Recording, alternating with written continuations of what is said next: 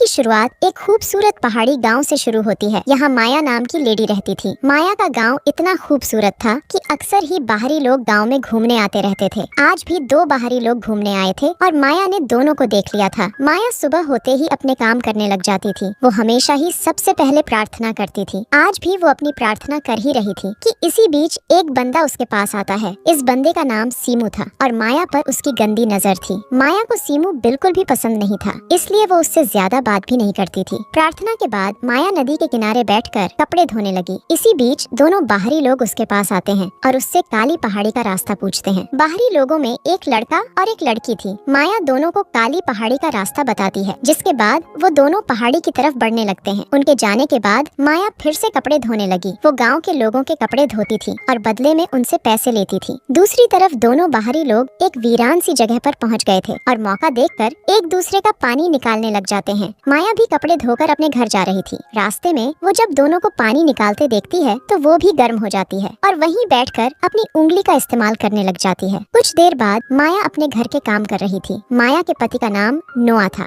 1 साल पहले उसके साथ एक हादसा हुआ था, जिस कारण वो चल नहीं सकता था। माया नोआ का पूरा ख्याल रखती थी और उसकी खूब सेवा करती थी। रात को नोआ माया से बातें कर रहा था। नोआ की टांगों का ऑपरेशन तो हो गया था, लेकिन वो अभी तक चलने फिरने नहीं लगा था, इसलिए डॉक्टर ने उसे थेरेपी करवाने को कहा था। नोआ के पास थेरेपी के लिए पैसे नहीं थे, जिस कारण आजकल वो उदास ही रहता था। माया उसे समझाती है कि मैं जल्दी ही पैसे इकट्ठे कर लूंगी और फिर मैं तुम्हारी ऐसी थेरेपी करवाऊंगी कि तुम जल्दी ही चलने लगोगे। इतना कहकर वो नोआ के पास आती है और उसे गर्म करने लगती है। हादसे के कारण नोआ की ताकत भी चली गई थी, इसलिए माया की कई कोशिशों के बाद भी उसका डंडा गर्म नहीं होता और बेचारी माया प्यासी ही रह जाती है। अगले दिन गाँव में एक नया लड़का घूमने आता है और इस नए लड़के का नाम बिंसो था। रोज की तरह माया आज भी नदी किनारे कपड़े धो रही थी। बिंसो उसके पास आकर उससे काली पहाड़ी का रास्ता पूछता है। माया उसे पहाड़ी के बारे में बताकर पूछती है कि क्या तुम्हारे साथ कोई नहीं है। बिंसो बताता है कि मेरी कोई लवर नहीं है, इसलिए मैं अकेला ही घूमने आया हूँ। इतना कहकर वो माया को एक एनर्जी बार देता है और माया को वो बेहद पसंद आती है। बिंसो अब जैसे ही चलने लगा तो माया भी उसके साथ चलने को तैयार हो जाती है। बिंसो जिस तरफ जाने वाला था उसी रास्ते पर माया का घर था, इसलिए वो बिंसो के साथ चलने लगती है। थोड़ी देर चलने के बाद माया के पैर में मोच आ जाती है, जिसके बाद बिंसो उसे संभालने लग जाता है। वो जल्दी जल्दी माया की मोच निकाल देता है। बिंसो ने माया को छुआ था, जिस कारण वो गर्म हो गई थी। बिंसो भी मौका देखकर उसकी गुफा में धमाके करने लग जाता है। अगली सुबह माया एक बंदे का हिसाब किताब कर रही थी। बंदे के जाते ही बिंसो उसके पास आता है। माया उससे पूछती है कि तुम मेरे घर तक कैसे पहुँचे। बिंसो बताता है कि मैंने गाँव वालों से तुम्हारा घर पूछा। बिंसो को माया से प्यार हो गया था, इसलिए वो यहाँ पहुँचा था। माया उसे बताती है कि मैं शादीशुदा हूँ और मेरा पति घर में है। उसकी बात सुनकर बिंसो हैरान हो गया। माया उसे ये भी बताती है कि मेरा पति चल नहीं सकता, इसलिए मुझे उसका ख्याल भी रखना पड़ता है। ये सुनते ही बिंसो उसे बताता है कि मैं शहर में थेरेपी करता हूँ और मैं तुम्हारे पति की मदद कर सकता हूँ। बिंसो की बात सुनते ही माया उसे अंदर लाती है और अपने पति नोआ से मिलवाती है। वो नोआ से झूठ बोलती है कि बिंसो यहाँ घूमने आया है और गाँव वालों ने इसे हमारे घर भेजा है ताकि ये तुम्हारी थेरेपी कर सके। माया की बात खत्म होते ही बिंसो नोआ का हाल चाल पूछता है और फिर उसकी रिपोर्ट्स देखता है। रिपोर्ट्स देखने के बाद वो हादसे के बारे में पूछता है। उसे बताया जाता है कि नोआ पीठ के बल एक पेड़ से गिरा था। सारी बातें सुनने के बाद बिंसो नोआ की टांगों की जांच करता है। जांच के बाद बिंसो माया के साथ घूमने लगा।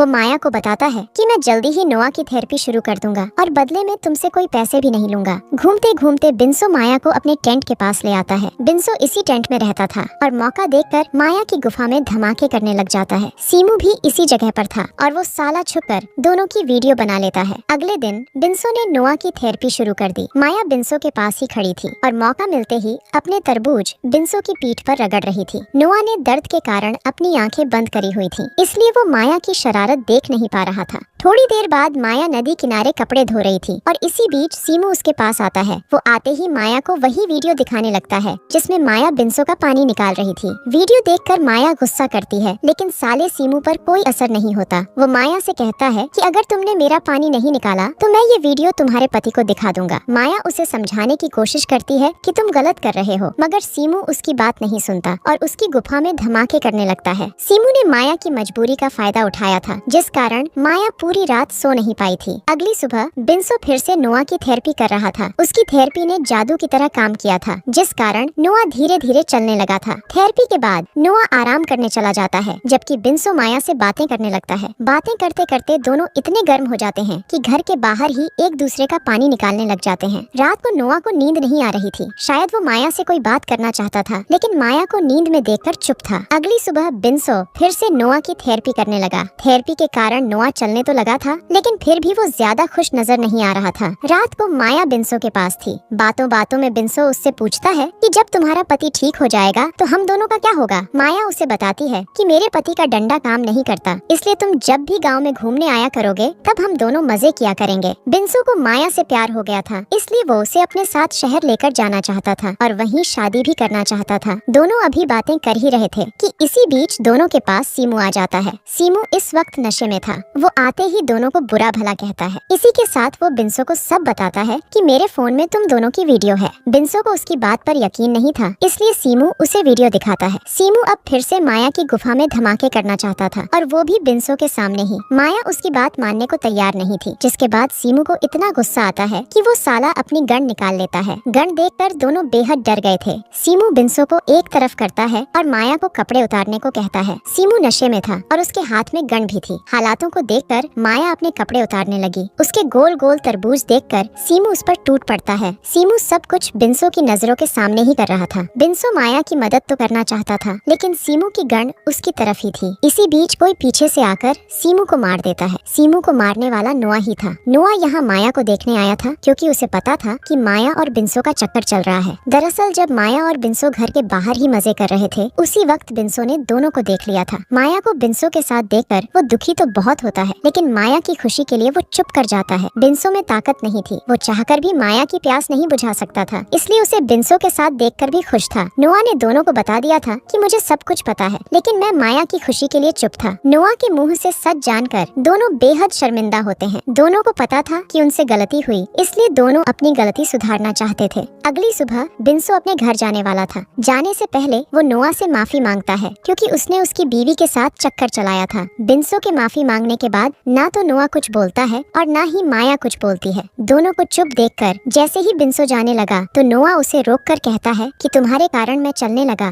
इसलिए मैं तुम्हारा धन्यवाद करता हूँ, लेकिन आज के बाद यहाँ कभी मत आना और ना ही कभी माया से मिलने की कोशिश करना। नोआ की बात सुनकर बिंसो कुछ नहीं बोलता, क्योंकि वो उसकी बात मानने को तैयार था। वो नोआ से हाथ मिलाता है और फिर वहाँ से जाने लगता है। उसके जाते ही माया नोआ का धन्यवाद करती है, क्योंकि उसने उसकी गलती माफ कर दी थी। वो समझ गई थी कि उसे दुनिया का सबसे अच्छा पति मिला है, जो उसकी खुशी के लिए चुप हो गया था। वैसे जब से नोआ चलने लगा था, उसके डंडे ने भी काम करना शुरू कर दिया था। कहानी के आखिर में दोनों पति पत्नी खुश रहने लगते हैं और नोआ माया की प्यास भी बुझाने लगता है। इसी के साथ इस कहानी का यही अंत हो जाता है। हमारी वीडियो देखने के लिए बहुत बहुत धन्यवाद। अगर आप ऐसी ही वीडियोस के दीवाने हैं तो प्लीज मेरे चैनल को जरूर सब्सक्राइब करें। मिलते हैं अगली वीडियो में, तब तक के लिए नमस्कार।